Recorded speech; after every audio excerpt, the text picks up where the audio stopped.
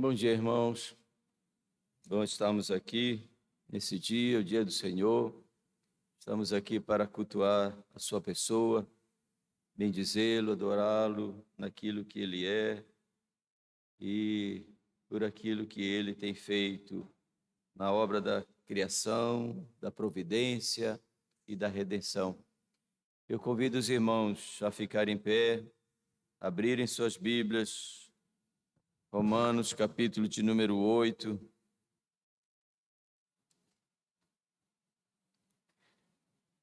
Romanos, capítulo 8, versículo 28, até o versículo de número 30.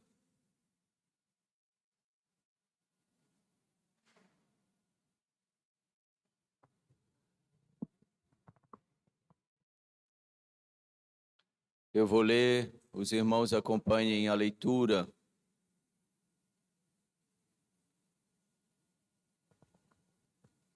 Sabemos que todas as coisas cooperam para o bem daqueles que amam a Deus, daqueles que são chamados segundo o seu propósito. Porquanto aos que de antemão conheceu, também os predestinou para serem conformes à imagem de seu Filho, a fim de que ele seja o primogênito dentre os muitos irmãos. E aos que predestinou, a estes também chamou, e aos que chamou, a esses também justificou, e aos que justificou, a esses também glorificou. Vamos orar mais uma vez. Senhor nosso Deus, nós estamos aqui com alegria, com gratidão, pelo tão grande privilégio que o Senhor nos dá, de como povo da aliança, povo do Senhor, separado para ser propriedade exclusiva do Senhor, nação santa, a fim de proclamarmos as virtudes do Senhor que nos chamou das trevas para a sua maravilhosa luz. Estamos aqui, Senhor Deus, gratos por esse tão grande privilégio e gratos pela obra redentora de Cristo Jesus, nosso Senhor, nosso Salvador, pelo Redentor que temos, pela redenção realizada de modo perfeita, única e eficaz, e pela obra do Teu Espírito Santo que tem todo o poder de convencer, de quebrantar o coração do eleito e aplicar de uma maneira eficaz a obra da redenção. Nós queremos suplicar, Senhor Deus, que o Senhor nos abençoe quando, nesta manhã, mais uma vez, pela Tua graça, iremos meditar, Senhor Deus, na doutrina da obra mediadora de Cristo Jesus, sobre a mediação dele, o nosso representante, e meditar na obra que ele realizou e, de modo eficaz, aplica no coração daqueles a quem o Senhor resolveu salvar. Ilumina o nosso entendimento, Senhor meu Deus, para compreender e entender essas verdades e que essas verdades tragam à nossa mente, ao nosso coração, certeza, convicção, e essas verdades o Senhor aplique para que a nossa vontade seja conduzida e governada unicamente pela Tua palavra. Se conosco, nos abençoe, é o que pedimos, oramos, em nome de Jesus. Amém. Poder sentar, meus irmãos.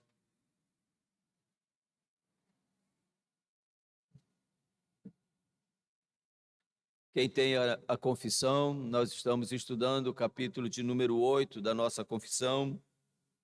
Nós já vimos até o parágrafo de número 6, o parágrafo de número 7, ou a seção de número 7, nós também já estudamos quanto à pessoa de Cristo e as suas duas naturezas, natureza divina e a natureza humana, numa única pessoa, distinta, inseparável. Eu vou ler o capítulo de número 8, o parágrafo de número 7, mas nós vamos, como eu falei, o 7 nós já vimos no assunto que tratamos anteriormente, mas o assunto que vamos, pela graça do Senhor, estudar nessa manhã é o de número 8. Quem tem, por favor, acompanhe. Quem não tem, por favor, também acompanhe a leitura. Parágrafo de número 7 diz o seguinte: Cristo, na obra de mediação, age de conformidade com as suas duas naturezas, fazendo cada uma o que lhe é próprio. Contudo, em razão da unidade de sua pessoa, o que é próprio de uma natureza é às vezes na Escritura atribuído à pessoa denominada pela outra natureza. Parágrafo de número 8. Cristo, com toda certeza e eficazmente aplica e comunica a salvação a todos aqueles para os quais ele adquiriu.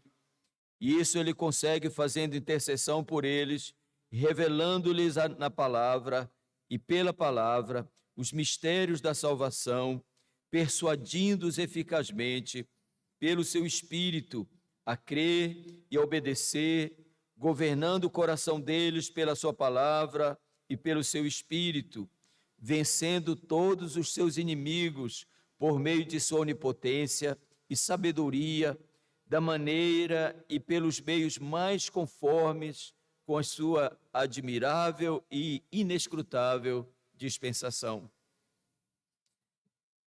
Meus irmãos, esse é o assunto que nós vamos, pela graça de Deus, ou este é o parágrafo que vamos estudar nesta manhã. E esse parágrafo, claro, ele inevitavelmente nos leva a procurar compreender aquilo que está para nós, né? Nós já estudamos sobre a obra mediadora de Cristo e já vimos que ele é o executor da obra da redenção, no pacto eterno, naquilo que Deus na eternidade resolveu fazer. Cabia a ele, como representante dos eleitos, executar de uma maneira perfeita tudo aquilo que era necessário e exigido dos eleitos. Ele é o substituto, ele é o representante, e é ele, portanto, que vai executar toda a obra da redenção. Em todo o Antigo Testamento, embora a obra da redenção ela seja revelada no Antigo Testamento por meio de figuras, de tipos que apontavam para Cristo, para a pessoa dele, e todo o judeu deveria compreender isso, os sacrifícios, o tabernáculo, tudo aquilo eram sombras de uma realidade e de uma obra futura que seria realizado pelo Messias, pelo Redentor. Era para eles compreenderem que aqueles sacrifícios eram apenas figuras de um sacrifício perfeito que seria realizado por meio do Redentor, do Messias. E é por isso que o parágrafo de número 7 trata, e o outro, capítulo 8, trata acerca da obra redentora de Cristo na pessoa dele, Deus se fazendo homem, encarnando, assumindo uma natureza humana, uma só pessoa com duas naturezas, uma natureza divina e uma natureza humana. Quando nós olhamos e estudamos a obra mediadora de Cristo, nós vamos entender que ele realizou, ele efetivou de uma maneira perfeita aquilo que era destinado a ele fazer. Era destinado no pacto que ele encarnasse, assumisse uma natureza humana. Ele teria que ser o fiador dos eleitos, ele teria que assumir a responsabilidade da culpa, da dívida dos eleitos. E ele teria que expiar a culpa deles, teria que pagar, e esse pagamento é ele morrendo no lugar dos eleitos. Quando nós olhamos, compreendemos, nós vamos entender, ele executou perfeitamente a obra da redenção, ele cumpre todas as exigências ou todas as condições exigidas no pacto da redenção. Ele efetiva, ele realiza. E aí nós entendemos, ele realizou, efetivou a obra da redenção. Mas agora surge uma pergunta, esta efetivação, esta realização, ele ali executando, ele fazendo tudo o que cabia a ele, esta redenção agora tornou-se possível aos homens, ou esta redenção ele concretizará de modo eficaz, de modo, como a confissão vai dizer aqui, de modo, deixa eu só ver aqui a palavra,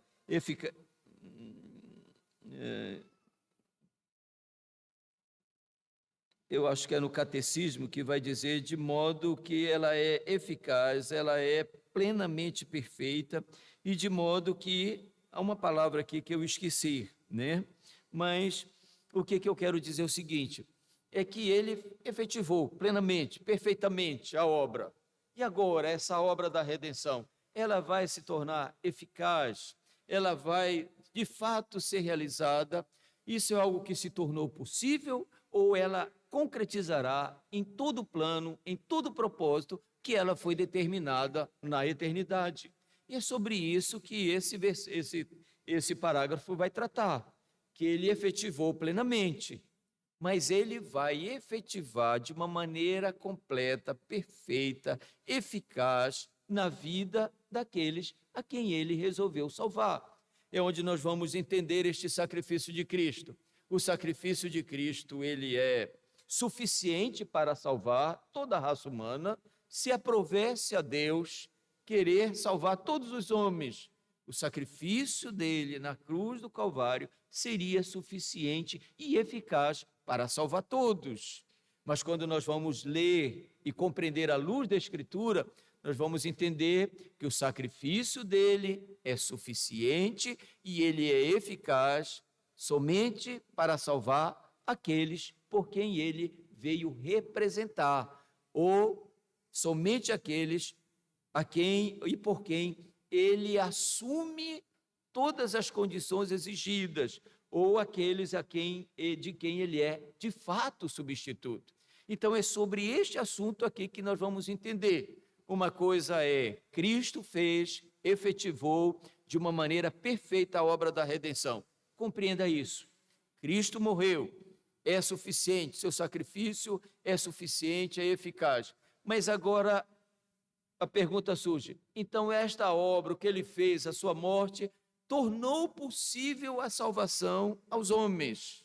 É apenas uma possibilidade de salvação ou, de fato, ele morreu e a obra da redenção vai concretizar de uma maneira eficaz, perfeita, que ele vai executar a sua redenção também na vida de quem? Daqueles por quem ele morreu. Então, aqui o parágrafo de número 8, ele está tratando sobre isso, sobre Cristo com toda certeza e eficazmente aplica, comunica a salvação a todos aqueles para os quais ele adquiriu. Então, nós vamos entender que o que ele fez pelos beneficiários do pacto da redenção. Só lembrando, né? No pacto é uma aliança entre a Trindade Santa, Deus Pai, Deus Filho, Deus Espírito Santo. Qual é o propósito? Redimir, salvar aqueles que caíram, aqueles que pecaram, mas que Deus resolveu salvar, quis ele salvar. E esse é o entendimento que as Escrituras nos dá de uma maneira tão clara. A salvação, a redenção, ela é uma prerrogativa de Deus. É Deus quem resolve salvar. Quis ele redimir, quis ele salvar. Mas quem são os beneficiários deste pacto, desta redenção? Quem são aqueles pelos quais Cristo teria que vir, encarnar, assumir uma natureza humana, obedecer à lei, ser levado à cruz do Calvário, para ali ser morto e ser punido da maneira como ele morre? Quem são os beneficiários? Quem são esses por quem ele vem e vai executar esta obra da redenção? Os eleitos, aqueles a quem Deus resolveu salvar. Quis Deus, Paulo vai deixar isso tão claro em Romanos, ele usa de misericórdia quem lhe aprouver usar de misericórdia. Entenda bem que toda a raça humana caiu em Adão. Todos nós caímos no nosso representante. Todos nós caímos do estado de perfeição. Todos nós nos tornamos culpados em Adão. Ele era o nosso representante. A sua desobediência trouxe consequência penal para nós. Nós, os seus descendentes, já nascemos debaixo da culpa, da penalidade do pecado. Nós herdamos uma natureza decaída, nós passamos a ter uma natureza de inimizade contra Deus, não queremos, não amamos ao Senhor Deus, e Deus, sendo justo, ele deveria de fato deixar, e isso seria a sua justiça, em punir a raça humana por causa da desobediência do nosso representante ou do nosso primeiro pai. Mas Deus, na eternidade, ele quis salvar, redimir. Ele quis fazer isto. Ele resolveu fazer isto. Então, no pacto da redenção, quem são esses que serão os beneficiários da salvação? Né? E é claro, a gente entende que nós não sabemos. Nem eu, nem você sabemos. Nem eu e você sabemos se nós somos os beneficiários do pacto. Nós vamos ver isso pelas evidências, por esta obra do Espírito Santo em executar, em aplicar a obra da redenção no nosso coração.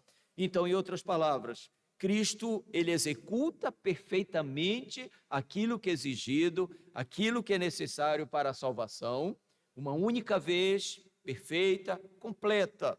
Ele faz isso em favor de quem? Daqueles que Deus na eternidade resolveu salvar. Quem são esses? Quem são esses que Deus resolveu salvar? Como é que nós vamos saber que nós somos redimidos ou estamos entre aqueles às quais Deus resolveu salvar? É que o Espírito Santo agora, e aí entenda bem, Cristo, ele continua executando, ou ele executa agora a sua obra da redenção, aplicando esta obra no coração de quem? Dos eleitos. Ele vai chamar os seus, ele conhece os seus, ele chama, ele opera pelo seu Espírito Santo, um convencimento, ele os regenera, ele lhes dá uma nova vida, um novo coração, e aí então há evidências tão claras sobre quem são os beneficiários do pacto. E isso é algo também que é, digamos assim, de uma maneira, a obra ela é aplicada de modo perfeito, mas as evidências estão tão claras, elas devem estar. Como é que alguém vai saber que ele foi redimido? Como é que alguém vai saber que ele é um dos beneficiários do pacto da redenção? É que o Espírito Santo vai aplicar, executar esta obra no coração dos eleitos. Ele vai chamar de modo diferente, em circunstâncias diferentes, em tempos diferentes. Isto faz parte da sua soberania, isso faz parte da sua providência. Aqueles a quem ele amou na eternidade, e é o que o apóstolo Paulo vai dizer aos romanos. Aqueles a quem ele predestinou, aqueles a quem ele escolheu, ele amou. E aí é de uma maneira, digamos assim, a eleição é algo daqueles a quem ele resolveu salvar. Ele os predestinou para a vida eterna. E aí, então, o que vai acontecer? Aí a gente entende aqui, né? Quando ele fala, aqueles a quem ele predestinou, é algo que ele faz aonde? Na eternidade. Mas como é que eu e você vamos saber quem são esses? Como é que eu posso saber se Deus na eternidade me escolheu, ele me amou? Aí o apóstolo Paulo vai dar a ordem. A esses ele vai fazer o quê? Ele vai chamar. Ele vai chamar. Estejam eles onde eles estiverem, eles vão ser chamados. Quais são os meios que Deus usa para chamar os seus eleitos? Ele usa o quê? A sua palavra. O Espírito Santo usa a sua palavra, e por meio desta palavra, o Espírito Santo vai convencer o pecador dos seus pecados, o Espírito Santo vai operar na vida deles por meio desta palavra, vivificando, dando vida e trazendo e os levando ao arrependimento, a uma conversão verdadeira. Aqueles a quem ele predestinou, a estes também o quê? Ele chama. E ele então vai justificar. E aí você entende que isso é necessário. Por que é necessário? Porque todos os homens estão caídos. Todos estão numa condição que o apóstolo Paulo vai dizer, não há mais nenhum justo sequer. Sempre entenda isso. Embora, ou que privilégio posso dizer, para aqueles que nasceram no contexto da igreja, no contexto da família da aliança, têm o sinal da aliança, foram batizados, mas entenda bem, a nossa condição, ela é a condição que nós já nascemos nesta condição, culpados, debaixo da ira de Deus, e passivos, de fato, do seu juízo. O que Deus faz? Deus um dia chama, ele vai chamar os seus, e ele vai fazer isso por meio de quê? Da sua palavra, e é quando então ele vai justificar. É a convicção que o Espírito Santo opera no nosso coração, de modo que vai nos levar a ver a nossa necessidade e abraçar pela fé a Cristo como nosso único e suficiente Salvador, Redentor. A esses a quem ele chama, o apóstolo Paulo vai dizer que ele também justifica, e aos que justificou, a estes também, aos que justificou, a esses também glorificou.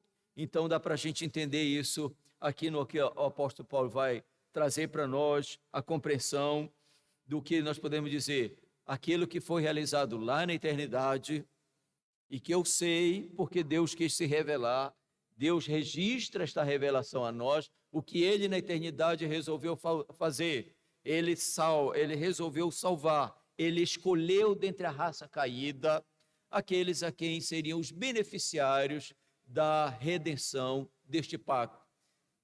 Quem sabe? Nós não sabemos. É algo que é dele, prerrogativa dele, pertence a ele. Mas ele, no seu devido tempo, ele vai chamar os seus.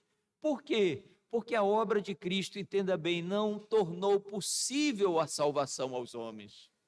Não é agora uma possibilidade para a salvação. A obra de Cristo, ela é efetiva, ela concretiza de uma maneira objetiva tudo que era exigido para que os eleitos fossem salvos, mas ela é efetiva na aplicação. Ele não morre por morrer. A sua morte não é uma morte para tornar possível a salvação. A sua morte, ela é uma morte suficiente, eficaz. Ele vai chamar aqueles, e somente aqueles pelos quais ele morreu. E somente nesses é que a obra da redenção vai ser, digamos assim, realizada, concretizada, aplicada no coração. As evidências vão vir, as evidências têm que estar presentes, porque não é apenas uma questão de compreensão intelectual, não é apenas eu saber disso, é que Deus opera uma obra, que é uma obra das mais extraordinárias que nós podemos ver na criação caída. A queda trouxe os malefícios para toda a criação, para a raça humana. Uma das maiores milagres numa criação caída, decaída, é que Deus agora começa a recriar todas as coisas. Naquilo que ele vai recriar para o fim, ele começa com quem? Com o homem. Ele vai recriar de uma maneira perfeita os céus, a terra, vai voltar para o propósito a qual ele criou. Deus perfeito, vivendo numa comunhão perfeita com o homem, e este homem habitando numa terra perfeita. A queda separou o homem de Deus, a queda trouxe consequências para o homem, trouxe consequências para a criação, e aí nós entendemos que a obra de Cristo, ela não é apenas visando a nossa redenção. O preço que ele paga não é apenas a redenção dos eleitos, mas é a redenção de tudo aquilo que foi afetado pelo pecado. Mas ele começa esta recriação, ele começa com aqueles que vão habitar numa terra perfeita, ou habitar no céu. Então ele começa a chamar aqueles os quais ele escolheu na eternidade. E aí você vai ver ele chamando, convocando, eles vindo, eles ouvindo o evangelho. E o próprio Senhor Jesus diz que é aquele que vai ouvir a sua voz e vai segui-lo, vai compreender, discernir. É um milagre. Saiba que esse é o maior milagre numa criação caída. É Deus começar a fazer uma nova raça, digamos assim, regenerando, dando um novo coração, dando uma nova disposição. Isso, aqueles a quem Deus chamou, eles vão ter esta certeza, eles vão ter esta convicção. né? Há evidências, há evidências. Como é que eu posso saber que alguém é crente? Como é que eu posso saber que alguém, de fato, Deus elegeu? Eu não posso saber, de fato, definir, mas ele nos diz que há uma evidência para mim, digamos assim, para você, né? É alguém que pode ter certeza que o seu coração foi regenerado, que as suas aspirações foram mudadas, que o seu coração e sua mente, seu intelecto, todas as coisas sofreram uma mudança de uma maneira que esta pessoa pode dizer: eu não sou mais o mesmo. Deus me deu uma nova vida, um novo coração, uma nova disposição, um novo princípio, um novo objetivo de vida e, claro, um propósito muito mais elevado daquilo para o qual ou pelo qual eu estava vivendo, que é o céu e a glória. Portanto, o que ele fez pelos beneficiários do pacto da redenção, por aqueles de quem ele é o representante. Os eleitos é que são os beneficiários do pacto da redenção. O modo, a obra como Cristo realiza, ela é de fato eficaz, ela é infalível. Era esta palavra que eu queria, infalível. Ela é eficaz e ela é infalível. Ele de fato morreu de uma maneira objetiva, eficaz, infalível. A sua obra foi realizada, ela é única, mas ela se concretizará de uma maneira eficaz, infalível. E aí, claro, pense, se ele morresse, a morte dele fosse apenas uma possibilidade, esta possibilidade estaria para quem? Para o homem. Então, na realidade, ele morre, mas a sua morte ela não é eficaz, porque o que ele faz, ele não faz de uma maneira que ele pudesse levar até as últimas consequências, em redimindo, salvando, chamando e concretizando a obra da redenção. Se fosse apenas uma possibilidade, isso daria ao homem naquilo que alguns creem e defendem, que ele tornou possível a obra da salvação e que agora cabe ao homem crer, rejeitar ou não. Não, nós vamos ver que é o contrário. Ele não tornou possível, ele efetiva, ele concretiza.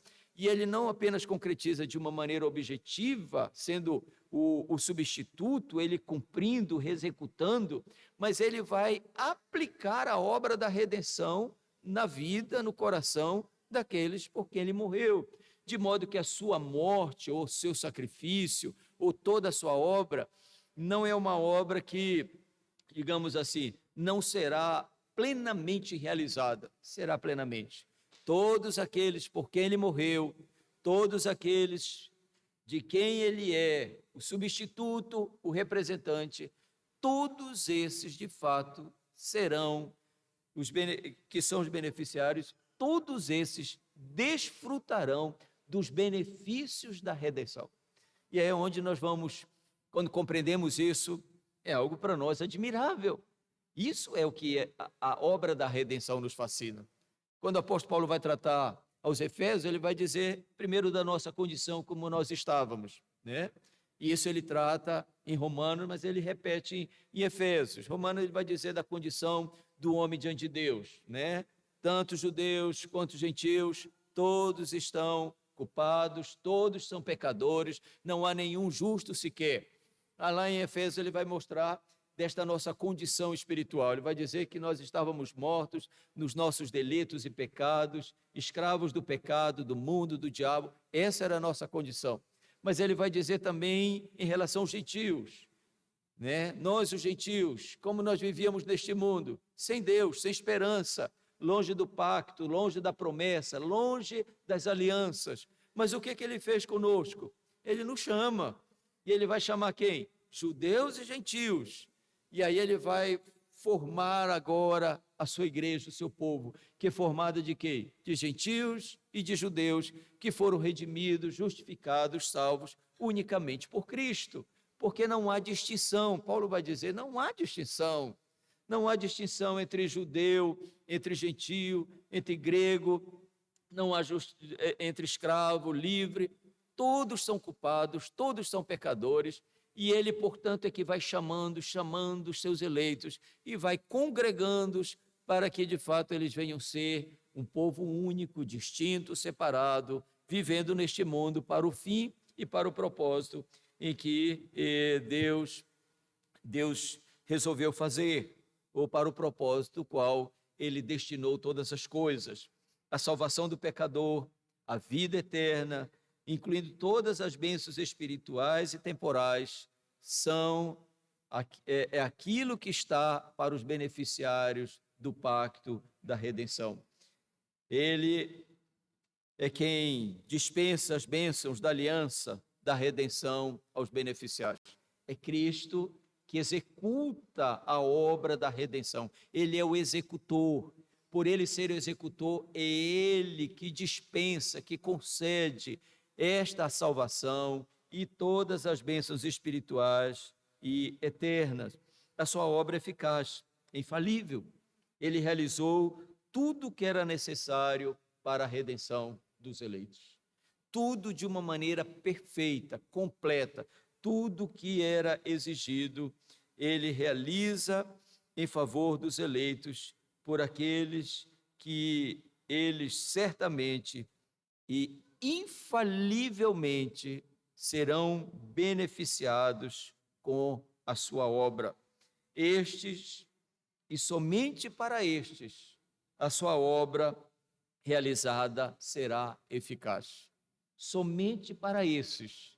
E aí você precisa entender, né, de uma maneira bem objetiva, Deus na eternidade fez uma aliança. E Deus na eternidade, ele resolveu, antes de todas as coisas serem formadas, ele amou, ele resolveu salvar. Nós não sabemos, nós não sabíamos, e esta não é uma competência que cabe a nós, não é da nossa competência, mas o fato é que ele resolveu fazer isso. E aí você entende de uma maneira bem pessoal também objetiva. Você sempre tem que pensar na obra redentora de Cristo de uma maneira objetiva. O pacto foi objetivo. O pacto não foi um pacto, digamos assim, com uma possibilidade. Quem pode ser? Não, eu depois. Não. O pacto foi um pacto objetivo e, portanto, visava pessoas. E aí você pode pensar, lá quando houve esta aliança, este pacto, Deus me escolheu, Deus quis me redimir, Deus, pela sua graça, quis me salvar, Ele me amou. E aí você vai entender, e todo crente vai entender, mas Ele não me amou por algo em mim, Ele não me amou e não resolveu salvar porque eu seria um obediente, porque eu iria um dia crer nele, que é essa ideia que alguns têm. Ele salvou sabendo, pela sua presciência, pelo seu pré-conhecimento, que eu iria crer, e porque eu iria crer, ele então resolveu me salvar. Não, não é. Não é porque ele sabia que eu ia crer, porque a fé é um dom de Deus, é Ele mesmo que nos concede, nós não a temos, esta fé salvífica, esta fé redentora, redentiva. Então, Ele sabia de tudo isso, então Ele enviou seu Filho para morrer objetivamente por você, por aqueles que Ele resolveu salvar. Então, isso é algo lá na eternidade e que agora nós vamos ver de uma maneira tão eficaz, tão perfeita. Ele, no tempo, aplica, né, eficaz e infalivelmente esta obra da redenção na vida daqueles para quem ele adquiriu esta redenção. Então, no tempo, você vai ver, né, sempre entenda dessa maneira também, né? No tempo dele, ele vai chamar os seus. Alguns ele vai chamar e vai salvar pela sua misericórdia no último dia da sua vida. Faz parte. Alguns ele vai fazer assim. Outros ele chama desde pequeno, desde que consegue, Deus leva a compreender, regenera, né? Outros, o modo, a maneira, esta também faz parte da sua providência. E nisso está o lado, digamos assim, admirável da graça de Deus. Ele vai chamar os seus, de modo que quando isso acontece, ele está efetivando na vida desses a redenção. Ele está aplicando aquilo que Cristo fez na vida dos eleitos. Meus irmãos, o capítulo 3,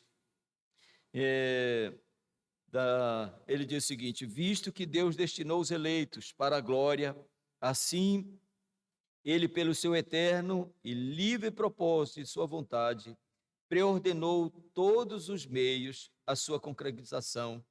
E por isso que os eleitos, havendo caído Adão, serão agora redimidos por Cristo. Visto que Deus destinou os eleitos para a glória, assim ele, pelo seu eterno e livre propósito, ele preordenou todos os meios, todas as condições e todo o tempo, de modo que, mesmo os eleitos tendo caído em Adão, eles serão, meus irmãos, redimidos por Cristo. Nenhum outro é redimido por Cristo, mas somente os eleitos. Somente os eleitos. Somente aqueles por quem ele morreu. Não sabemos, sempre é bom lembrar, não cabe a nós, né? Não está escrito na testa de ninguém. E aí é um dos grandes problemas que as pessoas acham que a gente não evangeliza, que esta doutrina tira de nós o vigor evangelístico. Pelo contrário, essa é a maior motivação para o evangelismo. Talvez uns que pensam, eles acham o seguinte, que a gente pensa que a gente vai e a gente tem uma capacidade de ler, está escrito na testa daqueles que têm evangelho, eu sou um eleito, e a gente só vai para isso. Não está escrito, não está escrito. O que Deus vai usar é a sua palavra, a pregação, é essa maneira como ele vai chamar, essa é uma incumbência que ele deu a mim e a você, de sermos suas testemunhas, de anunciarmos, de falarmos deste evangelho, porque este é para nós, não somente é para nós um privilégio, mas é uma responsabilidade. Nós temos a responsabilidade diante de um tão grande privilégio. Que privilégio? De que aquilo que Cristo fez por mim, e agora eu compreendo, eu entendo, eu vejo qual era a minha condição, em que situação eu estava, agora esse mesmo amor, ele me compunge a querer compartilhar com outros, sabendo que ele é que opera e chama os seus. Ele vai fazer isso, mas é uma responsabilidade. Essa é a grande comissão que Cristo deu à igreja. Indo por todo o mundo, pregue o evangelho, anuncie. E isso tira de alguns que podem dizer, já que Deus ele escolheu, ele vai salvar, mas os meios que ele usa vai ser eu e você. E que privilégio é para mim e para você podermos compartilhar o evangelho e Deus usar minha vida, sua vida, para trazer os seus, para a concretização e efetivação da sua redenção. Ele tem os seus em todos os lugares. E é onde nós, por não sabermos quem são, nós temos a responsabilidade de anunciar, de pregar, de viver o evangelho, para que Deus ele venha, de fato, tornar efetiva a obra da redenção. Meus irmãos, o capítulo 3 que nós lemos do parágrafo 6 da nossa confissão, isso reafirma que Cristo morreu na cruz com o propósito de levar a cabo eterno a salvação dos eleitos, a eleição de certos indivíduos para a vida eterna. Isso é uma doutrina que alguém pode ter grande dificuldade, né? Porque parece que Deus é injusto escolher alguns. Não. O que sobressai na redenção é a sua misericórdia. Quis ele. Ele não está salvando dentre inocentes. Ele está salvando, redimindo dentro de culpados. Todos são culpados. Todos são pecadores. Se ele não quisesse salvar ninguém, ele seria justo. Não quis. E aí eu sempre lembro vocês, ele foi injusto em não salvar Satanás e os demônios? Não, ele não quis. Ele simplesmente não quis. Ele não quis prover para eles uma salvação. Ele não quis redimi-los. Mas o que levou ele a redimir pecadores que pecaram da mesma maneira que Satanás e os demônios? É onde nós vamos entender que vai sobressair o quê? Os atributos dele, que Paulo vai dizer para mostrar nos séculos vindouros o quê? A suprema riqueza da sua graça em bondade para conosco. Como ele foi bom para conosco. A morte de Cristo é uma morte objetiva, ela se efetiva de uma maneira perfeita, ela vai ser efetivada. Sempre lembre disso. Ele veio morrer por quem? Por aqueles a quem Deus lhe deu. O Pai deu a ele aqueles que ele resolveu na eternidade salvar. O que ele vai fazer? Ele vai morrer por esses. E esses, a obra que ele fez vai ser efetivada, vai ser realizada, vai ser aplicada na vida deles. O tempo está dentro da providência de Deus. E você pergunta o que poderíamos fazer, por que Deus não salvou tudo só de uma vez? Porque Deus não salva tudo só de uma vez e todos na mesma, digamos assim, da mesma maneira? Porque isso faz parte dos seus eternos propósitos também. A maneira, o modo como ele atrai, não é a mesma. Não é o mesmo modo. O evangelho é o mesmo, a verdade é a mesma, mas ele não atrai todo mundo da mesma maneira, no mesmo tempo, né? Todo mundo reunido no mesmo dia. Às vezes ele faz isso. 3.000 pessoas, 5.000 pessoas se convertem, né? Mas a história de cada um ela vai ser definida de uma maneira bem distinta. Ela é distinta. Olhe para Maria Madalena, olhe para a mulher na beira do poço lá, samaritana.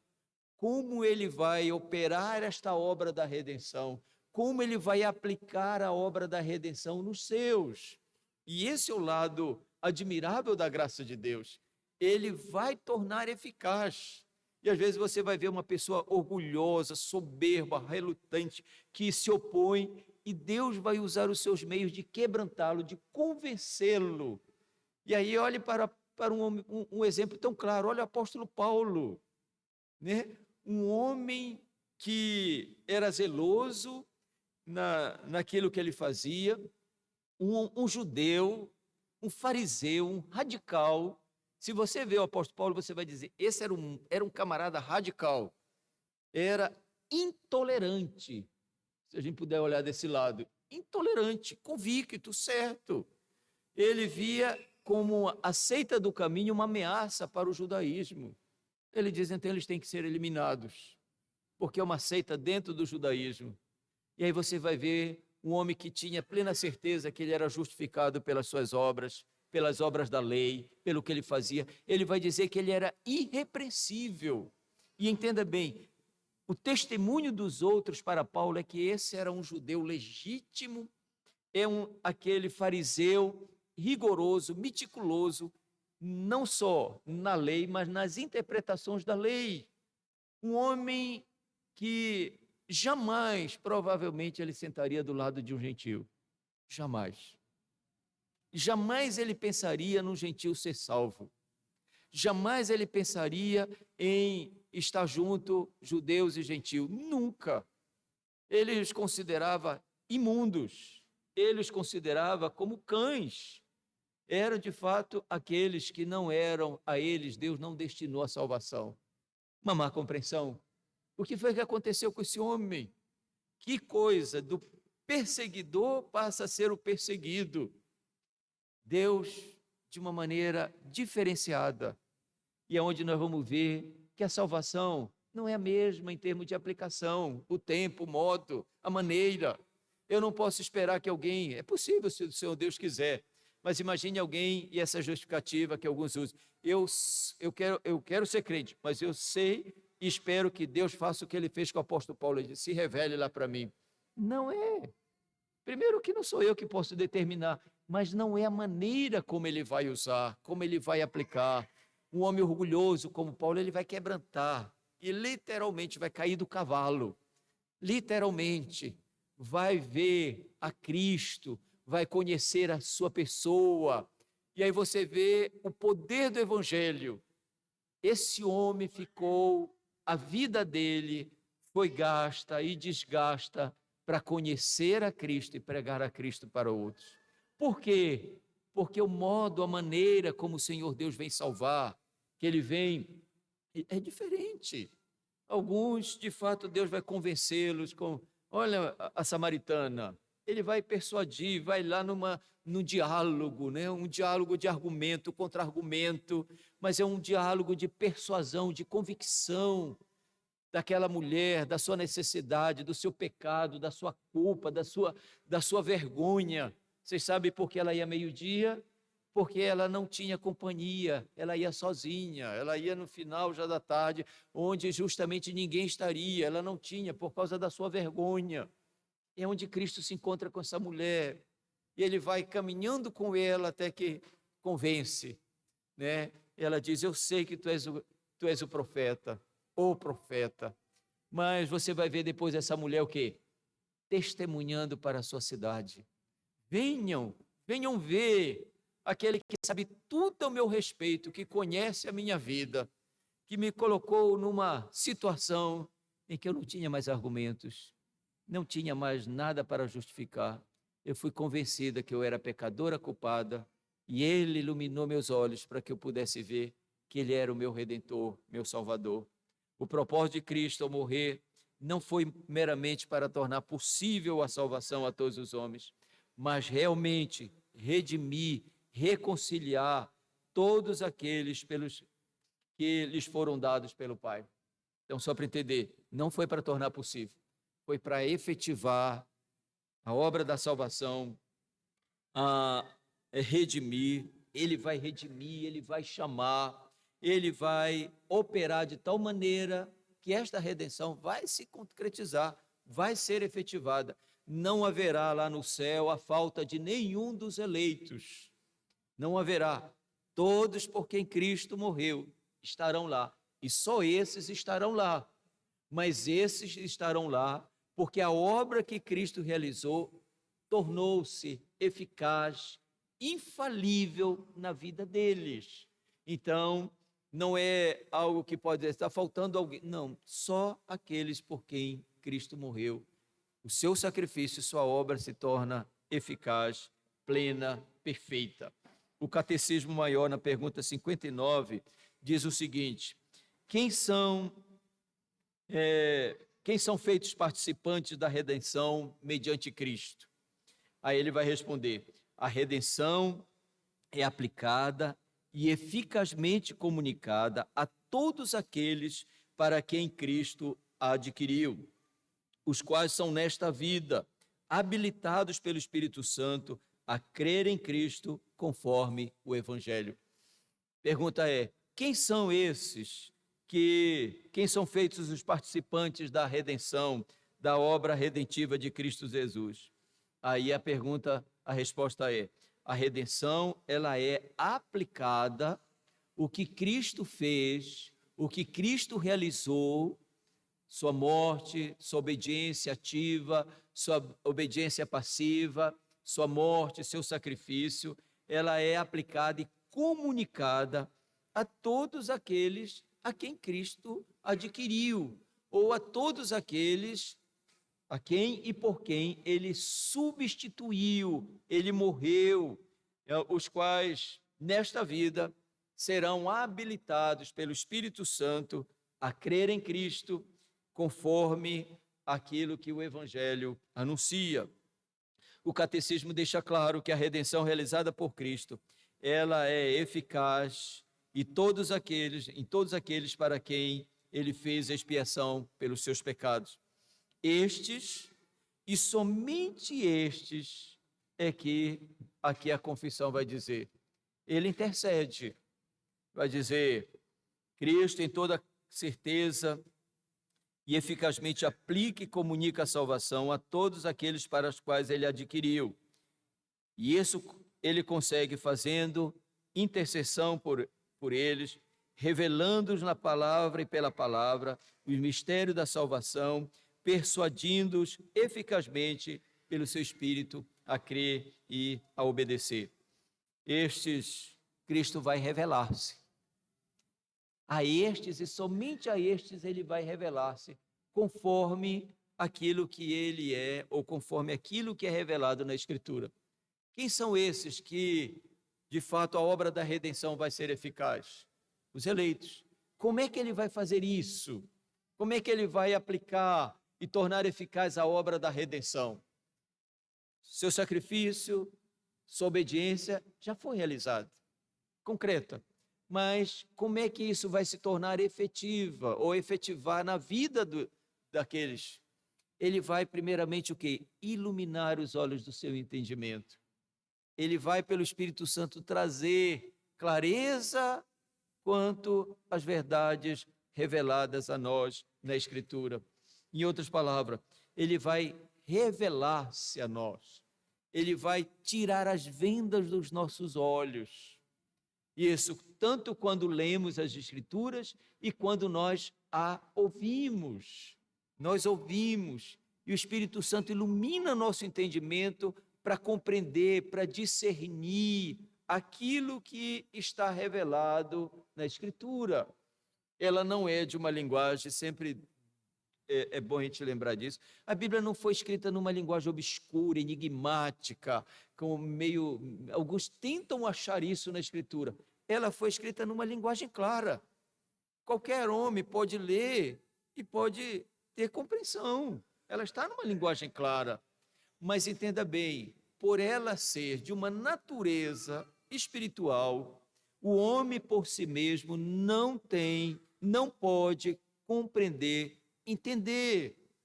E é isso que a obra da redenção, Deus vai fazer isso, aplicar na vida daqueles por quem Cristo morreu, levando-os o quê? A entender. E, portanto, não somos nós que estamos buscando a Deus, mas é sempre Deus que vai nos buscar.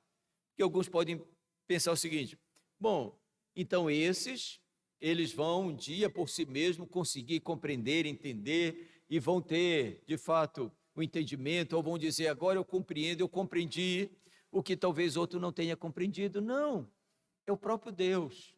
O homem não tem mais condições de por si mesmo compreender, entender, discernir as verdades que estão reveladas nas Escrituras. Não porque elas são de uma linguagem difícil, mas porque a Escritura é de uma natureza espiritual que revela aquilo que o homem precisa saber, aquilo que ele precisa conhecer.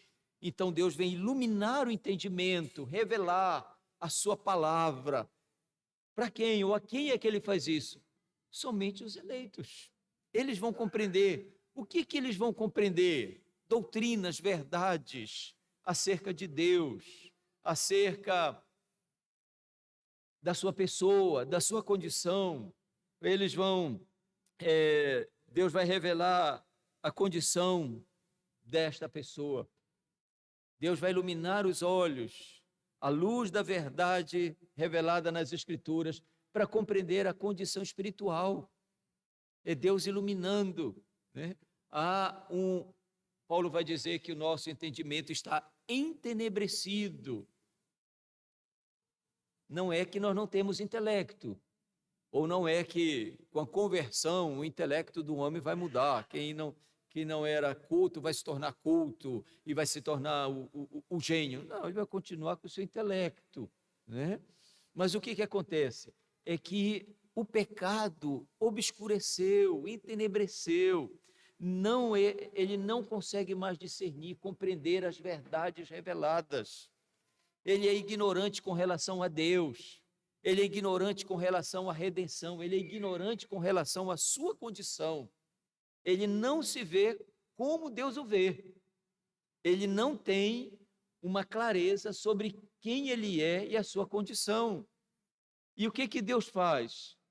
A estes, ou melhor, nestes, os eleitos, Deus, o Espírito Santo, vai iluminar, trazer a eles compreensão, entendimento, discernimento, à luz da verdade de Deus, da condição em que ele se encontra. A condição de que ele é pecador, culpado. O evangelho começa com a lei, meus irmãos. O evangelho começa com a lei. Onde a lei não é pregada, a graça de Deus deixa de ser exaltada. O Salvador não é visto como uma necessidade do pecador. A lei é que vai revelar a natureza de Deus e vai revelar a sua condição espiritual, pecador, culpado, transgressor da lei de Deus. E o que vai ser revelado, iluminar o entendimento, que não é apenas uma questão de moralidade, é uma questão de culpa e é uma questão de ofensa. O pecado, nós nos tornamos culpados no nosso pai, primeiro pai, mas os nossos pecados são uma ofensa para Deus. Nós ofendemos a Deus, nós transgredimos a sua lei e nós ofendemos a esse Deus, é uma ofensa. E aí é quando nós vamos ver que nós estamos, portanto, debaixo da sua ira, debaixo da sua condenação. Por ele ser justo, ele não pode deixar de executar as exigências da sua lei. Ele não pode. Ele é justo e reto. E aí, quem é que experimenta isso? Ou a quem isso é revelado? Somente naqueles por quem Cristo morreu. Esta é a efetivação da redenção. Esta redenção, ela vai ser concretizada, efetivada, realizada plenamente na vida dos beneficiários do pacto. Deus vai operar. E somente esses vão ter os seus olhos iluminados para ver, compreender sua condição, sua culpa, a condição debaixo da ira. Mas não é só isso. O que ele vai iluminar nosso entendimento para ver o quê? A nossa necessidade de um Redentor. Ela vai mostrar, culpados miseráveis vão ser condenados.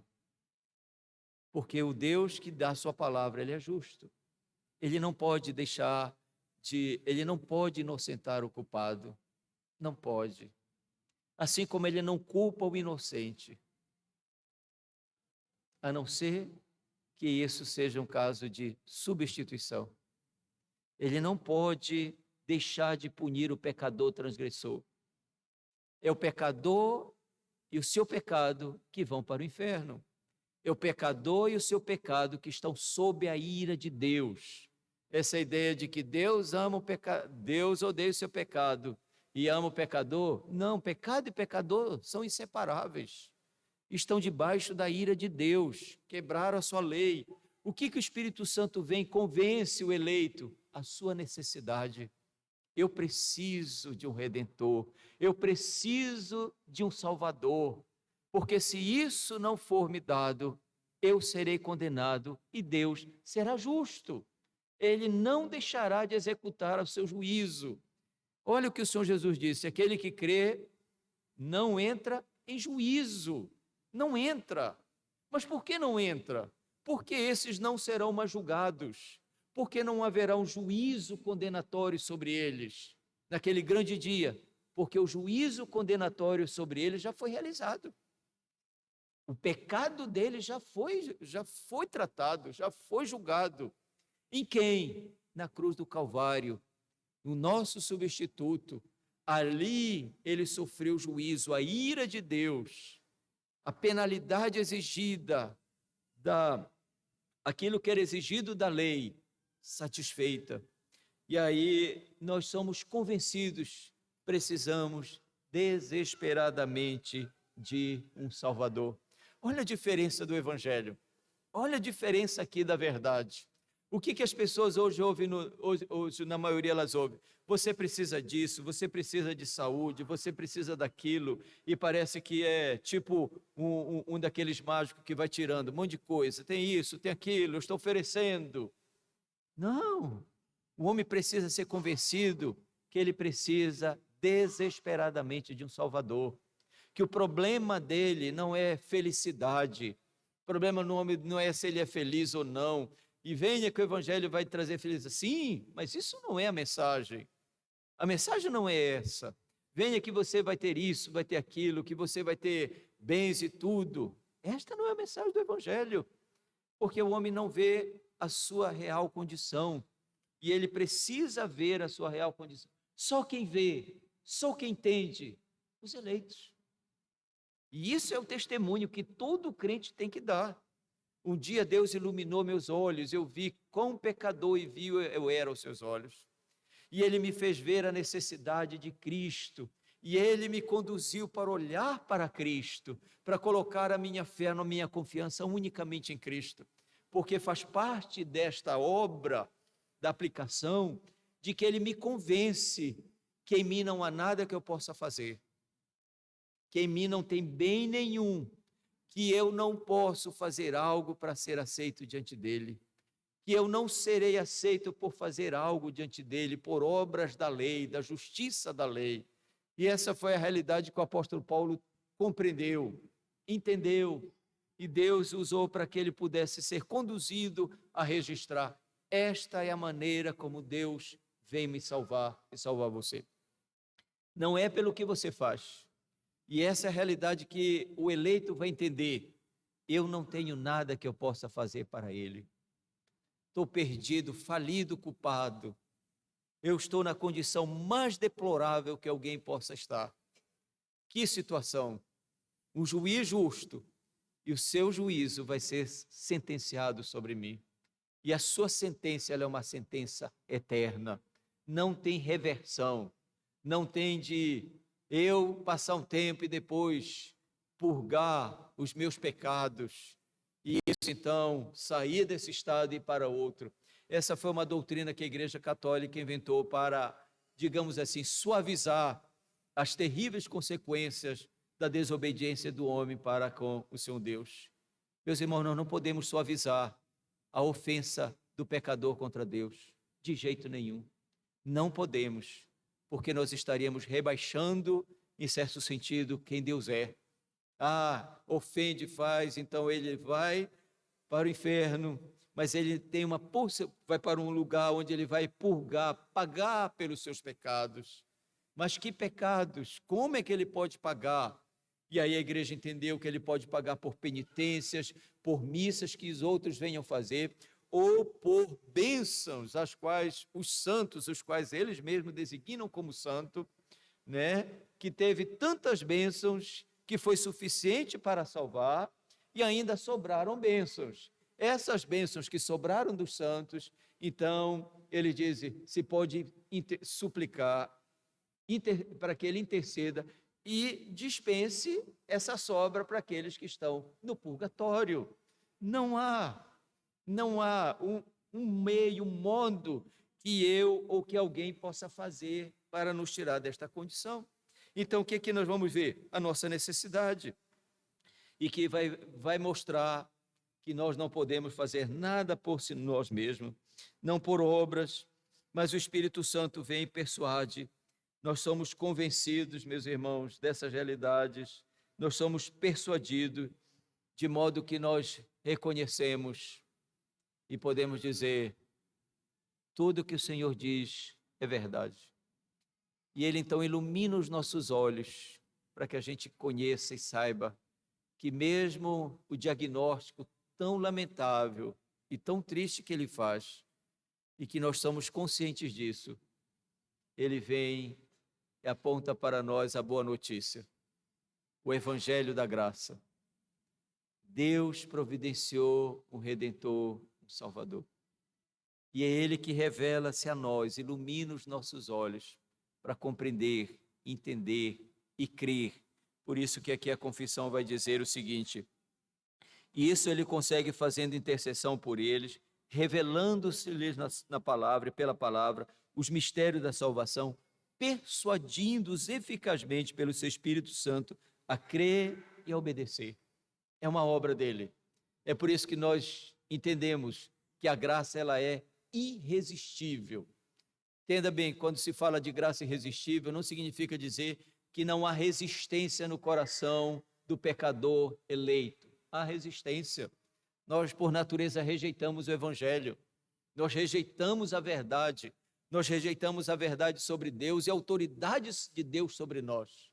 Mas é que ela é irresistível, de modo que Ele nos persuade, nos convence.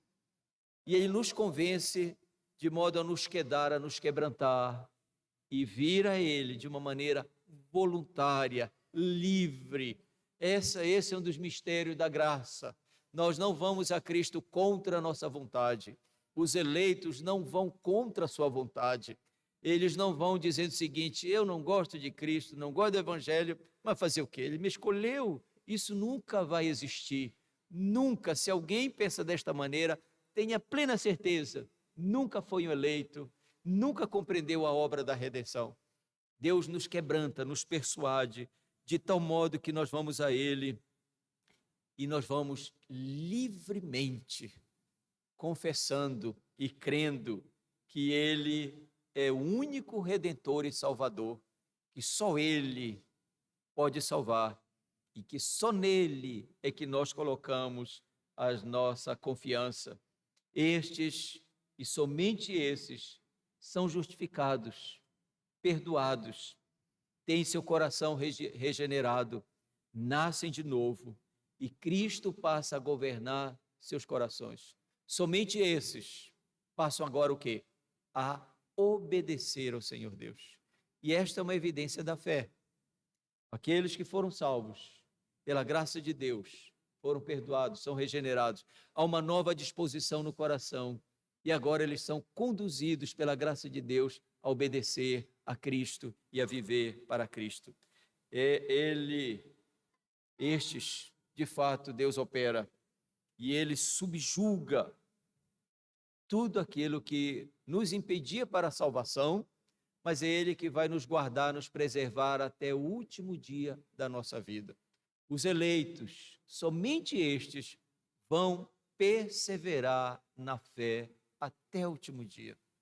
E aí a gente pode perguntar o seguinte: não, mas eles vão perseverar na fé porque agora eles não vão ter dificuldade, não vão ter problema, eles vão ser diferenciados, né? Nesse sentido.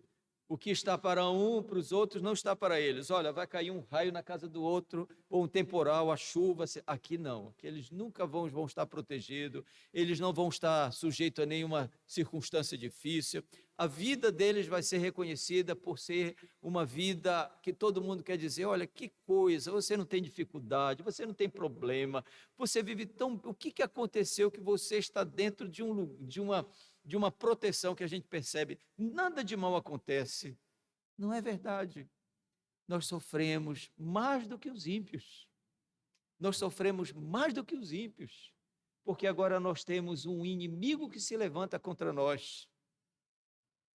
É como se a gente pudesse dizer assim: perdeu, não somos mais seus, não mais lhe pertencemos.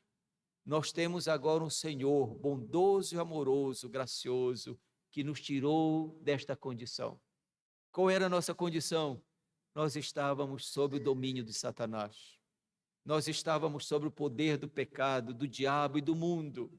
Ele nos tirou, subjugou, venceu. Onde é que ele vence o nosso inimigo? Na cruz. Ele venceu, subjugou. É aquele que triunfa sobre aqueles que nos tinham pelo seu domínio. E aí nós entendemos aquilo que o apóstolo Paulo vai dizer, que antes nós estávamos no quê? No império das trevas. Ele nos desarraigou, né? Nos transportou de onde? Do império das trevas, do domínio de Satanás, e nos trouxe agora para o reino da graça de Deus. Não mais estamos sob o domínio do diabo, não mais estamos sob a esfera da morte, qual ele domina, qual ele foi o primeiro a adentrar nessa esfera, neste reino da morte, e que tem o poder da morte, no sentido de que ele é o que domina essa esfera da qual ele foi o primeiro a experimentar. Nós fomos tirados, nós fomos arrancados, e portanto agora nós pertencemos a Cristo, somos dele, e essa é para nós a certeza digamos assim, tão eficaz em toda e qualquer situação da nossa vida. 3 aplicações para nós, meus irmãos. Só voltando aqui, antes de aplicação, é a certeza que o crente vai ter. Ele nos sustenta. Ele vai nos manter, nos guardar, mesmo com toda a luta, mesmo com todo o sofrimento, mesmo com todas as dificuldades que enfrentamos. Mas o crente sabe que pertence a Cristo e é Ele que guarda e nós perseveramos, porque a obra que Ele começou em nós, Ele vai completar. Ele vai nos santificar, vai formar em nós o caráter de Cristo, para que a gente seja cada dia mais e mais parecidos com Cristo. E isto redunde em quê? Em glória para o Senhor Deus. O que o Senhor Jesus diz? Que os homens vejam em vós as vossas boas obras. Que obras? De amor e de obediência ao Senhor Deus. Que nós amamos e obedecemos ao Senhor Deus.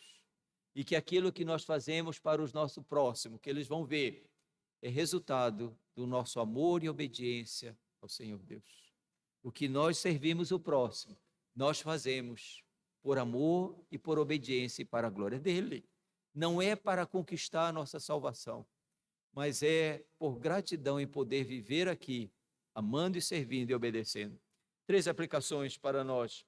Como nós podemos saber que somos redimidos? Como é que eu e você podemos saber que nós somos redimidos?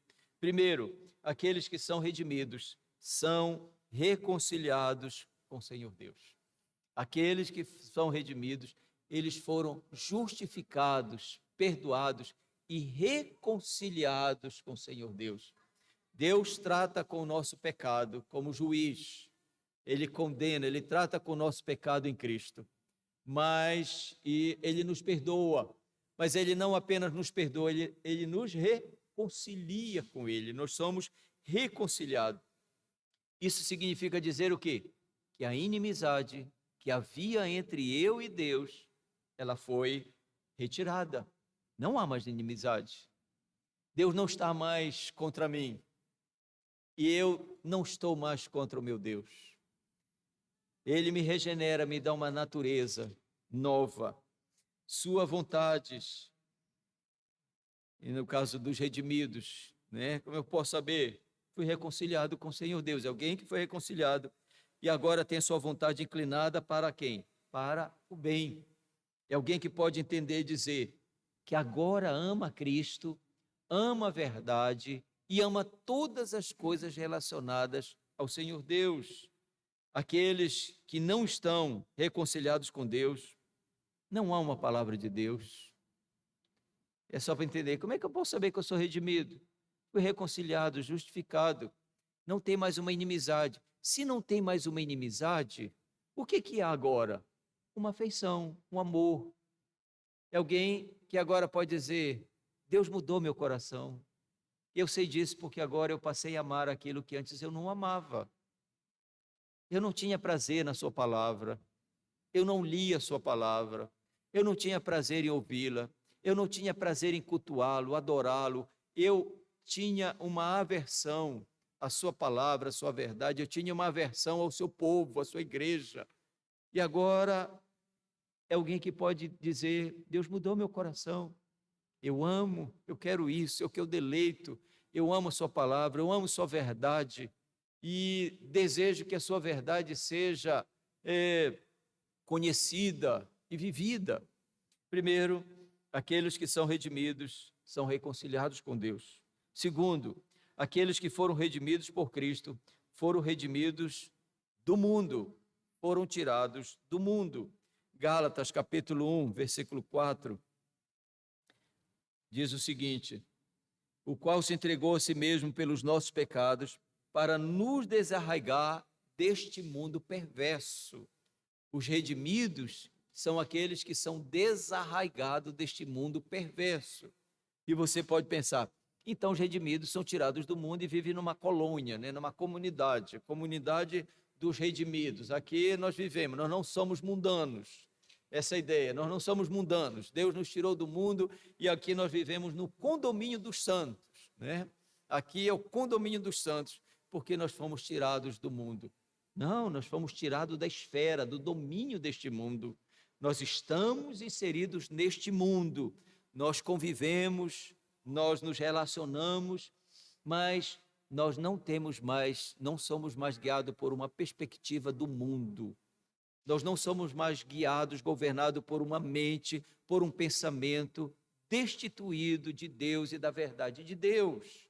Nós estamos no mundo. O que Cristo fez? Nos desarraigou dessa esfera do mundo, nos tirou, não mais pertencemos. E agora nós pertencemos a Cristo.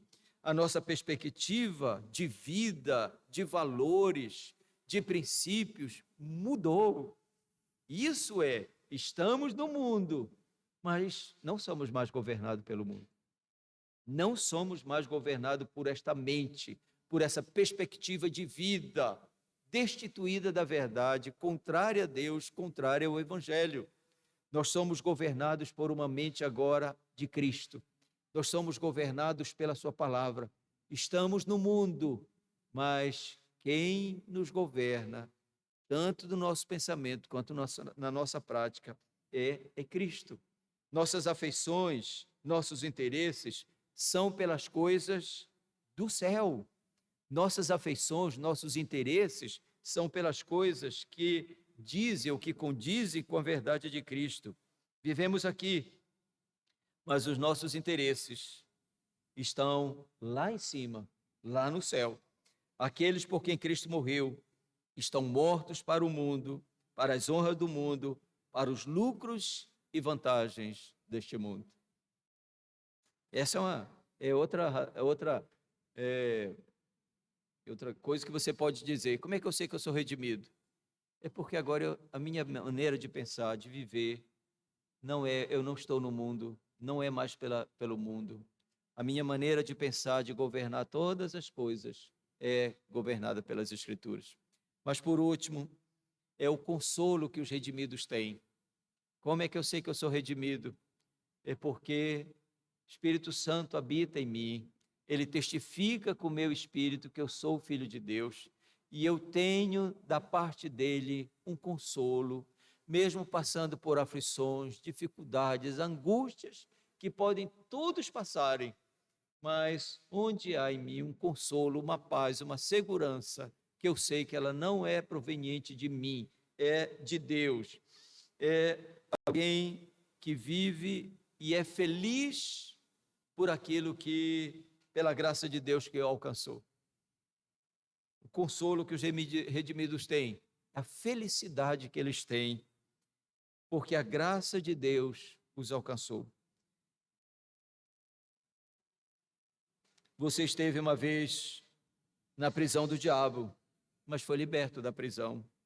Uma vez foi acorrentado pelo pecado, mas Deus quebrou as correntes do pecado e libertou da culpa, do poder e da maldição dele.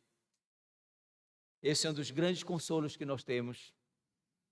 E nós agora estamos, o redimido é alguém que está numa união inseparável com Cristo, justificado, adotado e será glorificado. Em breve desfrutaremos do estado de bem-aventurança eterna. Esse é o consolo do redimido. Ele sabe que em breve ele estará no novo céu e na nova terra, perfeito, onde não haverá mais choro, lágrima, e onde estarão livres de toda a semente do pecado, mas também estarão livres da presença do pecado. Nunca mais teremos um pensamento pecaminoso sequer. Nunca mais teremos um interesse pecaminoso sequer. Todos os redimidos verão a face de Cristo e estarão para sempre em comunhão com Ele. Deseje isso. Deseje isso na sua vida. Isso vai confirmar se você é um redimido. Se não, deseje isso. Mesmo tempo, esteja contente em esperar por essa redenção gloriosa e completa, quando você será mais feliz, perfeitamente feliz do que pode desejar, quando terá o que nem olhos viram, nem ouvidos ouviram, nem jamais penetrou no coração humano aquilo que Deus tem preparado para os seus. A herança eterna, o céu eterno, o estado de bem-aventurança. Os gemidos, eles têm esta convicção, porque esta obra da redenção não é uma coisa imperceptível. Ela é eficaz, ela é poderosa, porque ela afeta o âmago da nossa alma.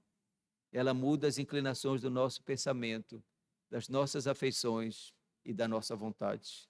Não se pode esconder uma cidade edificada sobre o monte. Não se pode esconder aqueles que foram redimidos. A obra da redenção será efetivada, ela será concretizada de uma maneira eficaz e infalível. Todos aqueles por quem Cristo morreu, só por esses, a obra será realizada, concretizada. Deus nos abençoe, meus irmãos, porque uma das evidências que você pode ter da eleição, que Deus lhe redimiu, é se você ama viver uma vida santa, se você tem aspirado uma santificação, porque sem essa, ninguém verá o Senhor. Então, a evidência da eleição é uma vida santa, é uma vida piedosa, temente ao Senhor. Isso é para nós segurança, mas é também um grande benefício para a igreja. A igreja sempre ela é fortalecida. Igrejas maduras são igrejas onde crentes são maduros na fé, na piedade, e onde eles vivem não mais na perspectiva deste mundo, mas eles vivem na perspectiva das verdades de Deus. Vamos ficar em pé, vamos orar.